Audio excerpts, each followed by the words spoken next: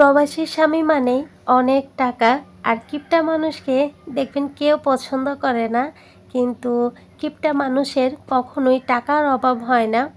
যদিও বা মানুষ বলে উনি কিপটা বা ও কিপটা বা এরা কিপটা, কিন্তু তাদের কখনো টাকার সংকটে পড়তে হয় না।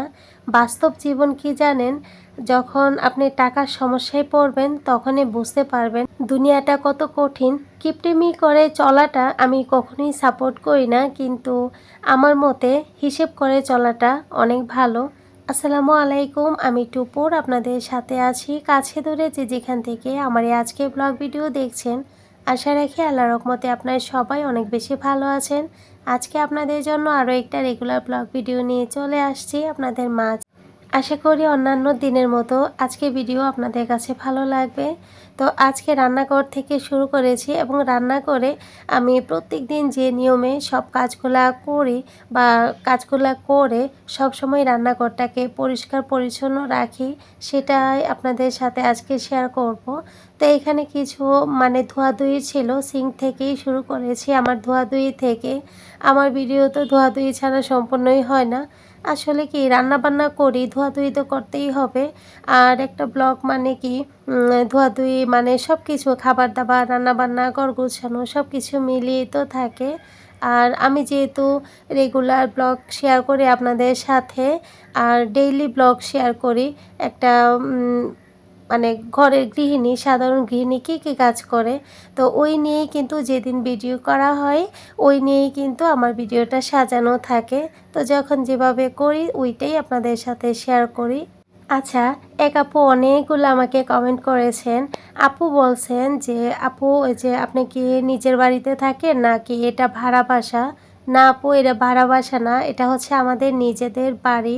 এই জন্যই তো কত মানুষের কত কথা শুনি যে আমাদের এটা পাল্টাতে হবে, ওটা পাল্টাতে হবে, টাইলস বসাতে হবে, তারপর ফ্লোর ফাটা, তারপর আমাদের বেসিন নেই, এটা সেটা নিয়ে কত কিছু শুনি। আমাদের বাড়িটা অনেক পুরানো, রং নেই, রং করতে হবে, আর টাইলস না করতে পারলে ম্যাট বিছিয়ে নেন।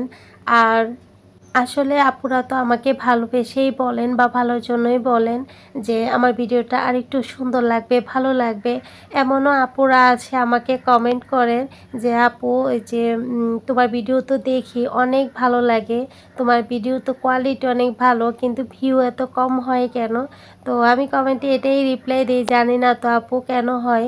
এটা ইউটিউবের উপর ডিপেন্ড করে যে কার চ্যানেলে কতটুকু রিচ আছে। ওই যে আমার ওই চ্যানেলের কথা বলতেছি আর কি। তো ওটার মধ্যে কিন্তু আলহামদুলিল্লাহ ভালোই আছে, ভালোই আপুরা দেখে।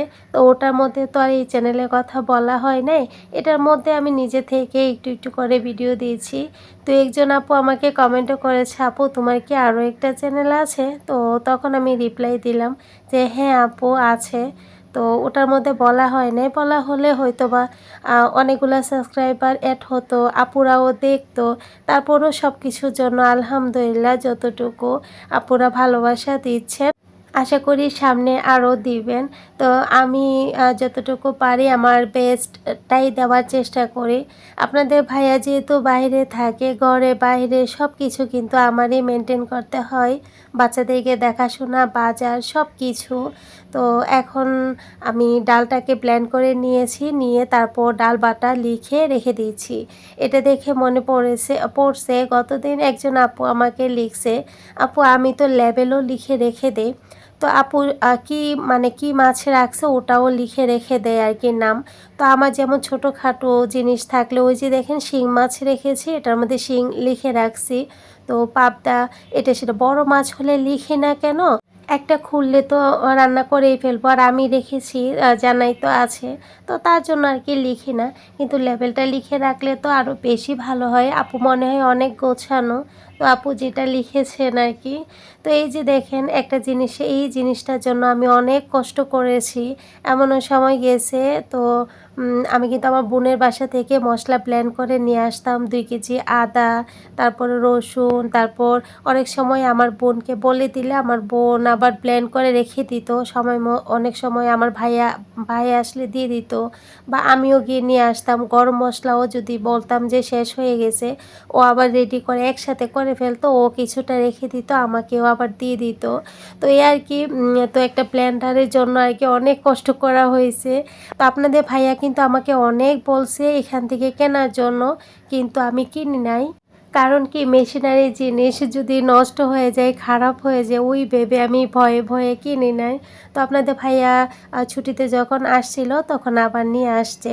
প্রথম দিকে তো একবার হচ্ছে 4 বছর, একবার 3 বছর পর আসছে। ওই গ্যাপের কারণে আর কি অনেক হয়েছে। তো আগে একটা ছিল, আপনাদের ভাইয়া ছোট্ট একটা দিয়েছিল যে রেগুলার ইউজের আর কি, 2-1টা আদা বা পেঁয়াজ এরকম করে ব্লেন্ড মানে করে সাথে সাথে রান্না করা যাবে এরকম আর কি। একদিন ব্লেন্ড করলে 2 দিন রান্না করা যাবে। ওইটা আবার দিয়ে অনেক দিন চলছিলাম। তো সেটা আবার খারাপ হয়ে গেছে। তারপর এটা আবার ছুটিতে মানে আসার সময় নিয়ে আসছিল। ও আসা পর্যন্ত আবার, মানে এভাবেই চলছিলাম আর কি। যে বোনের বাসা থেকে ব্লেন্ড করে নিয়ে আসতাম বেশি। আবার অনেক সময় যে শর্ট পড়ে গেছে, অল্প করে একটু বেটেও নিয়েছি, ওইভাবেই চলছিলাম। তো আলহামদুলিল্লাহ এখন হয়েছে। আর আপনাদের ভাইয়া যেহেতু নিয়ে আসছে, জিনিসটা অবশ্যই ভালো। আর এখানে হচ্ছে আমি এই জায়গাটা একটু পরিষ্কার করে নিচ্ছি। আর সব সময় জায়গায় জিনিস জায়গায় রেখে দিলে দেখবেন কি রান্নাঘরটা গোছানো থাকে। সাথে সাথে যদি গুছিয়ে নিতে পারি। এক আপু আমার এই যে ক্যাবিনেটের যে কথা জিজ্ঞেস করেছিলেন, যে নতুন যেটা বানিয়েছি সেটার কথা বলেছিল আর কি, যে আপু মাপটা একটু বলে দিবেন। তো আপু মাপটা হচ্ছে 5 ফিট বাই 3 ফিট আর কি, লম্বা দিয়ে 5 ফিট আর হচ্ছে মানে পাশে হচ্ছে 3 ফিট। তো এই তো আপু বলে দিলাম। এটা না কিন্তু, এটা তো আগেরটা, ওটাও দেখাবো যেটা নতুন বানিয়ে নিয়ে আসছি। আপু হয়তোবা ঠিকই বুঝতে পারবেন আমি কোনটার কথা বলছি।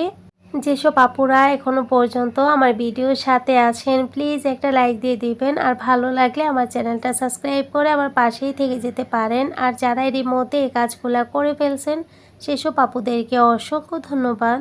প্রত্যেক দিন আমি এই কাজগুলো করি, রান্নার পাশাপাশি এই কাজগুলাও করে নেই। এতে করে না রান্নাঘরটা পরিষ্কার থাকে। আর ওই যে 15 দিনে 1 মাসে এত একটা ডিপ ক্লিন করা লাগে না।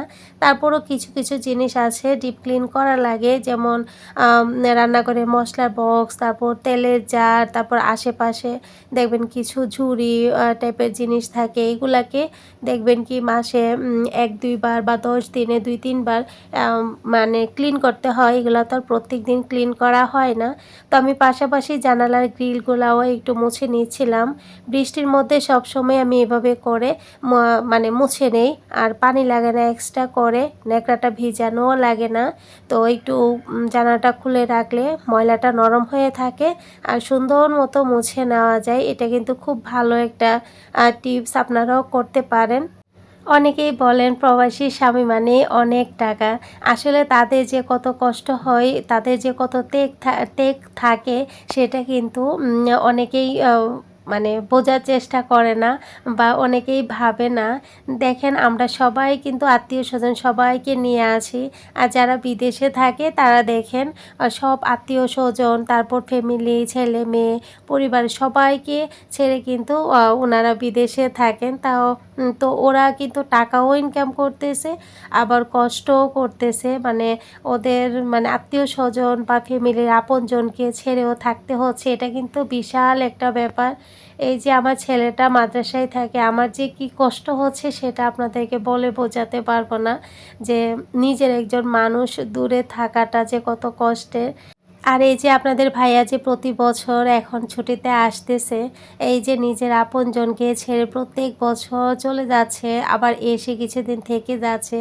তো কতটা কষ্ট থাকে হয়তোবা ওনারা প্রকাশ করে না, কিন্তু ভিতরে তো ঠিকই কষ্ট হচ্ছে। আর এমনও ফ্যামিলি দেখবেন যে প্রবাসী মানে অনেক টাকা না, যে পরিবারটাকে নিজে খেয়ে পরে তারপর পরিবারটাকে চালাতে অনেক কষ্ট হয়। তো সবাই তো আর একরকম থাকে না, আর ভাগ্য তো সবার একরকম হয় না। আর অনেকেই মানে বলেন যে হিসেব করাটাকে কিপটেমি বলে। আসলে কিপটামি হচ্ছে একটা, আর হিসেব করাটা হচ্ছে আরেকটা। আপনি ১০ টাকা রুজি করেন, তো ইনকাম করেন, তো ১০ টাকা থেকে অবশ্যই যদি ৫-৬ টাকা রেখে দিতে পারেন তাহলে দেখবেন আপনার ভবিষ্যতের জন্য ভালো। আর কিপটে যাকে বলে হচ্ছে ১০ টাকা ইনকাম করে চেষ্টা করে কি ৯ টাকাই রেখে দিতে, ১ টাকা দিয়ে কোনো রকম খেয়ে পরে বেঁচে থাকতে। তো ওটাকে কিপটেমি বলে। আর কিপটামি করতে গিয়ে দেখবেন কি আত্মাকেও কষ্ট দেওয়া হয়। কিন্তু আমার মতে হিসেব করে চলাটাই ভালো। কিন্তু কিপটামি যারা করে তাদের দেখবেন কি কখনোই টাকার অভাব হয় না। আমি দেখেছি কখনোই টাকার অভাব হয় না। কারণ তারা নিজেরা কিন্তু অনেক কষ্ট করে, ভালো একটা কাপড় পরে না, ভালো খাবার-দাবার খায় না, ভালো একটা কোনো কিছুই করে না। তো তাদের কিন্তু অনেক ত্যাগ থাকে। শুধু কিপটামিও কিন্তু আমার মনে হয় একটা যোগ্যতা লাগে। কারণ সবাই কিন্তু কিপটামি করতে পারে না। আর এই এত হিসাবের উপর হিসাব করতে করতে একটা সময় দেখা যায় কি তাদের হাতে অনেক টাকা থাকে, কিন্তু যখন মানে ওনারা মানে বয়স হয়ে যায়, অসুস্থ হয়ে যায়, তখন দেখবেন চাইলেও ওনারা খেতে পারেন না। তো এ আর কি। আর হিসেব করে চলাটা কিন্তু সবাই পারে, চাইলে সবাই হিসেব করে চলতে পারে। কিন্তু আমি কি বললাম, কিপটেমি করাটা একটা যোগ্যতা লাগে, কিপটেমি সবাই করতে পারে না। কারণ সবাই কিন্তু আত্মাকে কষ্ট দিয়ে টাকা জমাতে পারবে না। এই যে একটা ২টা কাপড় দিয়ে বছরের পর বছর কাটিয়ে দিতে পারবে না। তো তাদের কিন্তু অনেক বিশাল বড় একটা যোগ্যতা। দোয়া করি সবাইকে আল্লাহ ভালো রাখুক। আপনাদের সাথে কথা বলতে বলতে এই যে দেখেন আমি রান্না করে নিচ্ছি। এখানে কাঁকরোল আর আলু দিয়ে মাছ দিয়ে কষিয়ে রান্না করে নিচ্ছি। তো একটু ঝোলের পানি দিয়ে দিলাম, ধনিয়া পাতা আর কাঁচামরিচ দিয়ে দিচ্ছি। খুবই সাধারণ রান্নাবান্না করে নিচ্ছি। এই যে আমি খাবার-দাবার রাখতেছি, এই র্যাকটার কথাই আপু বলেছিল। ওই যে উচ্চতায় হচ্ছে আপু ৫ ফিট আর পাশে হচ্ছে গিয়ে ৩ ফিট। তো এ আর কি। তো এটা কিন্তু আমি আ বাকি যে ২ টা রেক আছে এইগুলো হচ্ছে একজন মামাকে বাড়িতে এনে তারপর বানিয়েছিলাম। আর এটা হচ্ছে মানে এটা হচ্ছে গিয়ে বাহিরে একদম ফার্নিচারের দোকান থেকে বানিয়ে নিয়ে আসছি। তো এই আর কি রান্নাবান্না শেষ করলাম। তো সব কিছু গুছিয়ে গাছিয়ে নিচ্ছি। একটু মোছামুছি করে নিচ্ছি। কারণ রান্নার পর সবসময় এভাবে করে আমি একটু মুছে নেই। এতে করে যেহেতু আমার খুবই সাধারণ রান্নাঘর, তো তেল কাস্টে হয়ে যায়। আমি চেষ্টা করি সবসময় একটু মুছে-টুছে একটু পরিষ্কার করার জন্য। জানেন ওইদিন আমাদের একজন আত্মীয় আসছিল।